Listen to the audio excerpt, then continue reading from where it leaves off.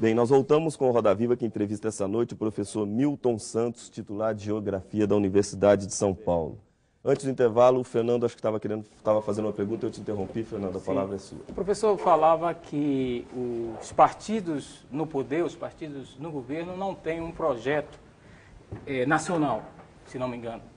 E a minha pergunta vai no sentido de que a oposição, os partidos de oposição, eles têm esse projeto, o Partido dos Trabalhadores e toda essa gama de outros partidos aí que estão na oposição, ele tem um projeto nacional com o qual o senhor poderia se afinar, ou que lembraria o tempo dos partidos a que o senhor se referiu na década de 50, início da década de 60?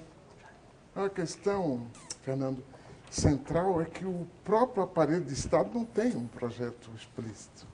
Então, em um país onde o aparelho de Estado não tem um projeto, os partidos dificilmente podem ter como discutir. Eu acho que esse contraste é indispensável.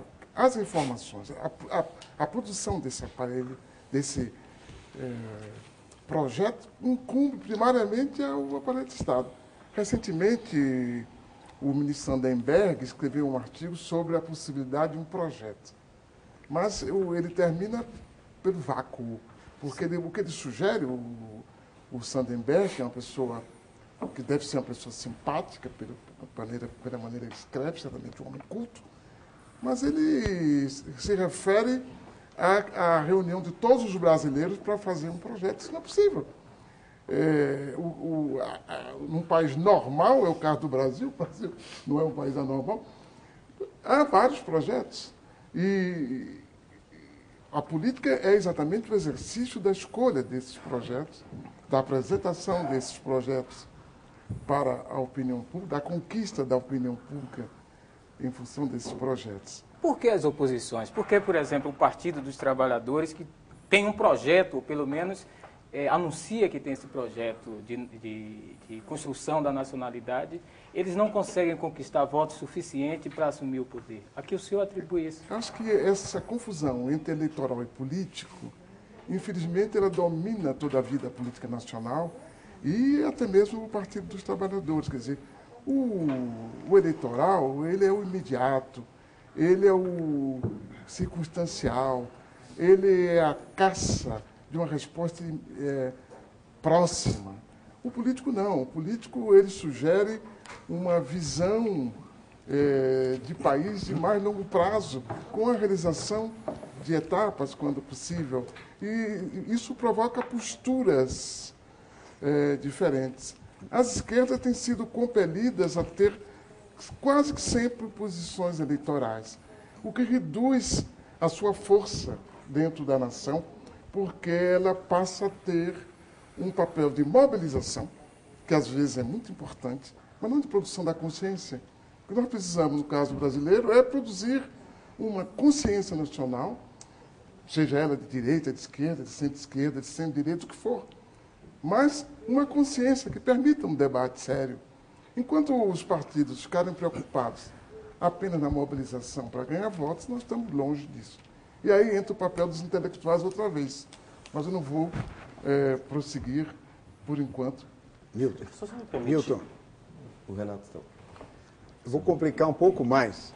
Espero não deixar você numa sinuca de bico. Mas espero que deixe. Nós podemos pegar essa discussão e interpretar de duas formas.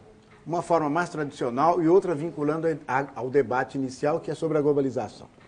A forma mais tradicional, poderíamos dizer assim: os partidos atuais não têm mais projetos nacionais devido a uma série de deficiências dos partidos. Sejam eles partidos de esquerda, seja ele o governo, seja os partidos mais à direita.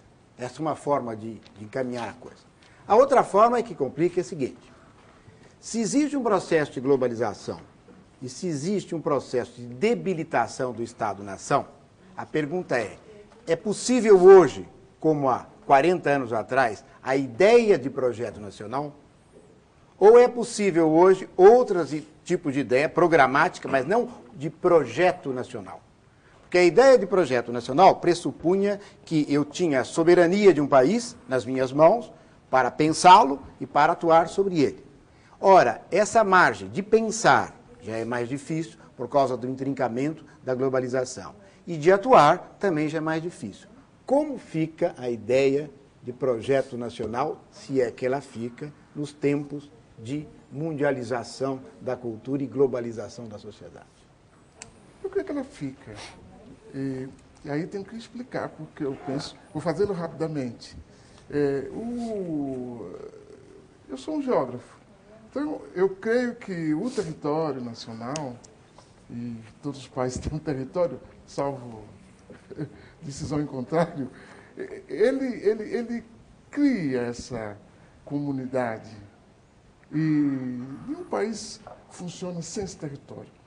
E esse território é a área na qual o Estado exerce, digamos assim, a sua força, o seu poder, sobretudo hoje. Porque o chamado mundo, entre aspas, não tem como se impor sobre os territórios. Mas não existe essa capacidade do chamado mundo a dizer o que se vai fazer dentro de cada país. Ao contrário, os estados é que são, quando querem, fiéis coadjuvantes do chamado mundo. É a razão pela qual os presidentes de repúblicas se tornaram caixeiros viajantes de empresas. E, com frequência, caixeiros viajantes de empresas não nacionais. Mas a realidade do Estado é muito mais forte hoje do que antes. E a nação existe para tudo que tem algo que ver com o território. E o que tem que ver com o território é a maior parte das empresas, é a maior parte da população, é a maior parte das instituições. As grandes empresas não necessitam do território como um todo, elas trabalham com pontos particulares que são as alavancas da realização da sua riqueza, pontos escolhidos que elas escolhem antes e pedem aos estados para aparelhar, que é o caso do Brasil hoje, que está cada dia mais investindo para melhorar a situação de tal ou qual região, de tal ou qual cidade, para que tal grande empresa possa se instalar.